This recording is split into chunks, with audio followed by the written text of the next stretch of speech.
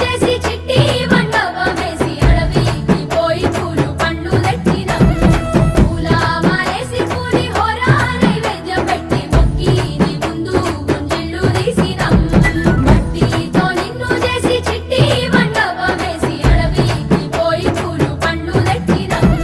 పూల మాలేసి పూలి హోర నైవేద్యం పెట్టి మొక్కి నీ ముందు గుంజిళ్ళు తీసినం దేవాది దేవాది పూజిత భారతి గజనన గణపతి గజముఖుడే